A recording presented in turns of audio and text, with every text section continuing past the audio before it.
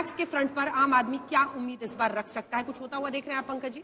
जी definitely इस बार लग रहा है कि जैसे टैक्स में स्टैंडर्ड डिडक्शन की बात चल रही है, सेक्शन 80C की बात चल रही है, तो वहाँ पे लग रहा है कि उनको कुछ बेनिफिट मिलेगा।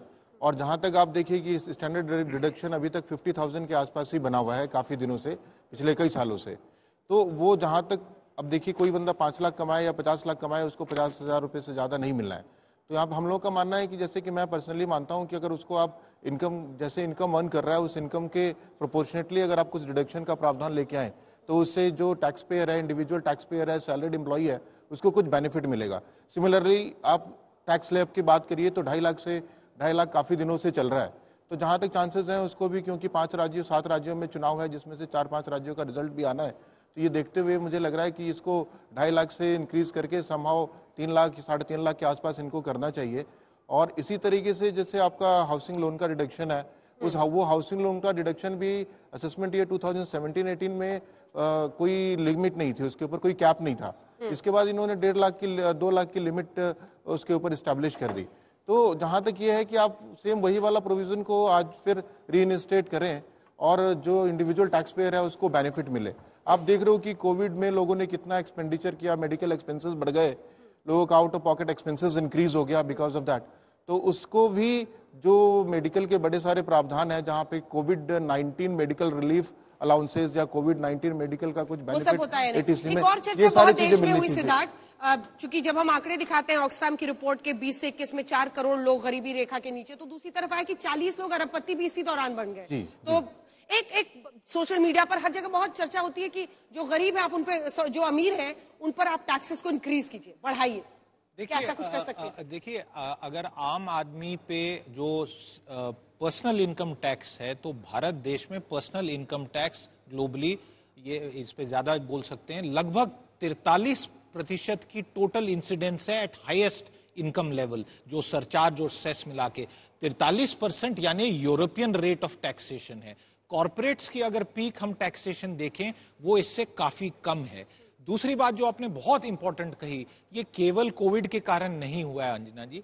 2015-16 से demonetisation followed by GST followed by several other steps, इसके कारण लगातार बड़ा जो उद्योग है, फॉर्मल इकोनॉमी बढ़ती जा रही है। जो कमजोर है, जो छोटा उद्योग है, वो कमजोर हो रहा है, क्योंकि वो उतनी आसानी से taxation changes, technology, capital, trend labour, salary cost, बिजली, बाकी हफ्ता, चंदा पानी, ये सब कितना करेगा, तो वो पीछे हो रहा है। और जो बड़ा उद्योग है उनके पास मार्केट कॉन्सेंट्रेशन हो रही है, उनके पास हर बिजनेस में, आप कोई भी बिजनेस आज की डेट में उठा लीजिए, रिटेल बहुत बड़ा बिजनेस है, हमारे दर्शक शायद रिटेल बिजनेस से जुड़े हुए हैं, दुकानदारों पे आप देख लीजिए इंपैक्ट क्या पड़ रहा है ऑर्गेनाइज रिटेल का। तो ये स्टोरी लगातार चलती रहेगी। जैसे आपने डीमोनेटाइजेशन बोला, सप्पल साहब का चेहरा खिल उठा, मतलब एकदम से खिल उठा।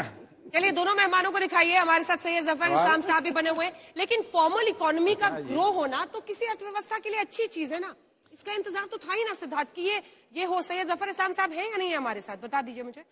ये फॉर्मल इकोनॉमी का बहुत बढ़िया ब्रांडेड जूता पहन के 100 मीटर भागने वाला और नंगे पांव भागने वाले में फर्क तो रहेगा ना, है ना? ये तो रहेगा। तो ये तो अच्छी बात हो गई। ये तो मेरा चेहरा इसलिए खिल रहा है कि आज आपके पैनल पे मेरे से ज्यादा सही बोलने वाले लोग मौजूद हैं। आप ये देखिए कि लगातार हो क्या रहा है। क्या ये बजट आज जीएसटी को कम करने की दिशा में कोई प्रावधान करने की बात करेगा? आज जीएसटी को ज्यादातर टैक्सेस 28% की तरफ चले गए। हम कह रहे हैं 18 से ऊपर नहीं जाना चाहिए, जो रेवेन्यू न्यूट्रल रेट है वो 15 साढ़े 15 ही रहना चाहिए। ये संभव है इस देश के अंदर, वो नहीं हो रहा है। आज हम जान रहे हैं कि जो मनरेगा जैसे जो आम आदमी को सपोर्ट देने की बात है, उस सरकार ने नहीं किया लास्ट ईयर। आ रही हूँ, सैयद जफर इस्लाम साहब भी कुछ बोल रहे हैं। निर्मला जी की एक बार आवाज सुना दीजिए, कुछ बोल रही है क्या?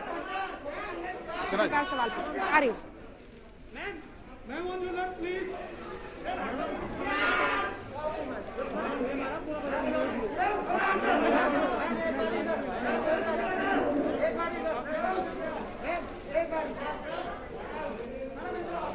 ठीक है, निर्मला जी ने वहां कुछ बोला नहीं है, बस उनका छोटा सा इंटरेक्शन था। सफल साहब को दिखाइए, वो अपनी बात पूरी कर लें, फिर सैयद जफर इस्लाम साहब भी अपना हाथ उठा रहे हैं। लेकिन वही जीएसटी जो फेडरल मैटर है वो दो तीन चीजें कहना। ठीक है, जल्दी से बोलिए। अब मनरेगा की बात है, सरकार से काफी बात हो रही है। मैं आज सुबह डेटा फाइनल चेक कर रहा हूँ, पिछले साल एक मनरेगा व्यक्ति को केवल 20 दिन का रोजगार मिला है। 100 दिन का कानून है। असल में सिर्फ 20 दिन का मिला है रोजगार, ये एवरेज आज देश के अंदर है। उसमें सरकार क्या करने जा रही है?